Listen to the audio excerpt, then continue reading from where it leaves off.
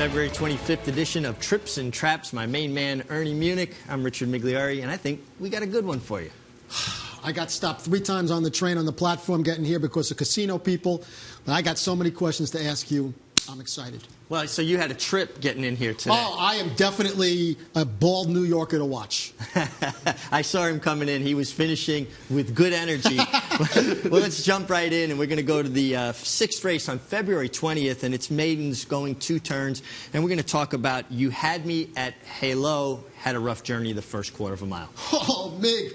You know, where do I begin? What is that song about? I'm just going to let you take it. This is in your hands. My only question for you is how much does wrangling take out of a horse? Well, and I don't blame Aaron Grider in this circumstance because the horse got off a step slow, got buffeted about. He went with the lesser of 2 evils. He ducked to the rail because he needs to save ground. Now the horse gets running. And now his hand's already been dealt, basically. You see here, he kind of gets buffeted about. He's having to steady a bit. So now he's going to try to do the right thing and go to the rail and save ground. And now this horse, who obviously has talent, wants to get running. But now everybody's established their position, and he's basically running off a bit with Aaron. And this does take a great deal of energy out of a horse, but this is one of those circumstances I can't fault the rider. Oh, nobody. And there's proof after this race. No one knows how this track is playing, which was speed favorite. Look how Manny Franco sent the other horse to the lead. Aaron Grider knows it better than anyone. Race after this, he wins with Caspian. 3 races down the line, he puts Spartacus, the horse you picked at 19-1, right in the game. What could he do otherwise here? He had a horse full of run, and he's trying to save ground. No, and really nothing after the start. But look at the stark contrast. The winner's on the lead, just galloping along, smooth. Everything's going all his way. And I'm not taking anything away from the winner. I think he can run.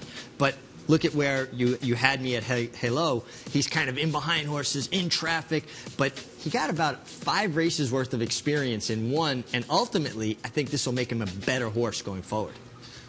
Early in the meeting, I don't know, 6 weeks ago, Violet put Aaron up on Moon over a beauty, first-time starter. Bam, they win it 14-1. So there was a red flag already. $240,000 for a summer bird. Another and red you see flag. what a good job Aaron did to get out of that situation there. Fantastic. So we had all the red flags. He ran very well. Violet, even though fantastic with firsters, not so going 2 turns. Not easy winning. First time out, going 2 turns on a speed favoring track.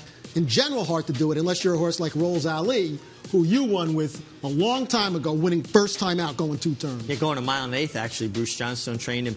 I think the winner's good. I love the way the winner ran through the finish line. His stride never deteriorated. He ran through the finish.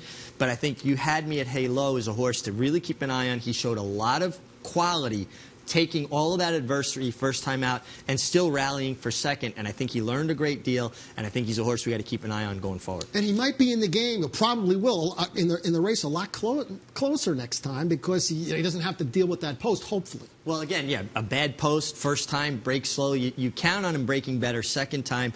And you saw that he does have speed because once he got his stride, he wanted to run over top of horses. You Had Me at Halo. And the winner. I think horses that have futures. Absolutely. I'm with you. Well, let's turn the page and we'll go on the same day, actually, February 20th. We'll go to the 10th race, and we're going to talk about another first-time starter who had a much subtler trip, but there were a lot of things to like, and we're talking about the one here, Squeeze the Trigger.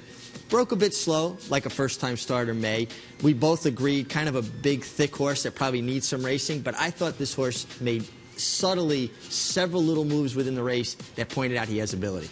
It's funny, I'm looking at Mike Wright and Mike Luzzy, and I think most jockeys, or I should let you answer this, do most jockeys, or especially Mike and Aaron, they know how the track is playing. But he's asking the horse, Mig, this gets a little tight in here, right? He has to back off a little bit in here. Big horse, maybe not one easy run, and Mig, not bred for 6 furlongs. Not bred for 6 furlongs. You see him get to climbing a bit from the dirt, the kickback in his face. And I agree with you. He kind of had a tap on the brakes just a touch going to the turn because he was going to run into big trouble. But another horse, Ernie, that got so much experience out of his first race, kicked back in amongst horses, behind horses, on the rail, and we'll show you after the race the gallop out. This is a horse, I think, when we get to the main track, 7 furlongs, 1 turn mile, this is a horse you want to play back. And honestly, Mig, I also want to get him to turf because his mom was a turf horse. You look at the Lemon Drop Kid's a horse like the Big Horse, who's winning going a mile and a half. Hangover Kid, mile and a half. Of course, Cosmonaut. All these Lemon Drop Kids, they didn't win first time out. They earned about a similar buyer, and even Change Will Do You Good. That Imperio turf. Yeah, and now we're watching him here. You're going to watch him as he comes forward. I like that he's inside. I like that he keeps going forward. And you're going to see he's eventually going to catch the winner. Now, it's well past the wire, but I think it speaks volumes about what a conditioning race this was for him, not just mentally, obviously, physically. Just because Jimmy Jerkins is in Florida, Mig, that doesn't mean that his barn is not doing an excellent job here in New York, correct? You can feel confident going with the Jimmy Jerkins in New York, even if he's in Florida. Listen, Jimmy surrounds himself with good horse people, and they know his system, and I wouldn't have any doubt about how well these horses are being cared for. Oh, yes. And anywhere you go, you just know that Jimmy's going to be very dangerous. Absolutely. Let's turn the page to February 21st, the next day, and we're going to talk about the Broadway Stakes. And obviously, Willett, to me, was the best horse. We'll keep an eye out of the gate. But I think a subtle trip also from Make the Moment. Court Dancer breaks alertly from the rail. She's going to have everything her own way. You're going to see Willett here and Make the Moment towards her outside. They're both circled in the box there. Willett's number 2. She's a come-from-behind filly. She was a little bit keen because the pace was glacially slow. They went the first quarter. Now, these are good sprinting fillies in 24 flat going 6 furlongs. And they went the last quarter in 23-2. They went 24, 23-1, and almost 23-3, a hair off that. The last faster than the first. No doubt. And you can see when a horse is loose like this, a length and a half in front, like Court Dancer is going that easily, how are you supposed to beat her? And Willett almost did, and Make the Moment, who is always very pace dependent.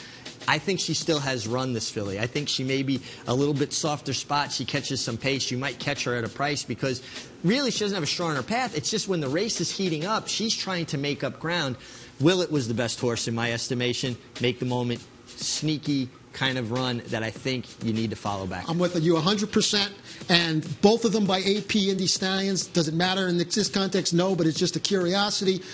Make the Moment. 3-year, 2013, 2014, 2015, in or win every year. Hopefully, when we get it done, it's at a nice price. And Willett, she's just amazing. Look at that career record. 8-year-old mare. She almost got up in spite of the fact that she was very handicapped by the pace. Court Dancer, everything her own way. But you know what? The way Rudy Rodriguez has been going, the way Irad Ortiz is going, good things happen for them.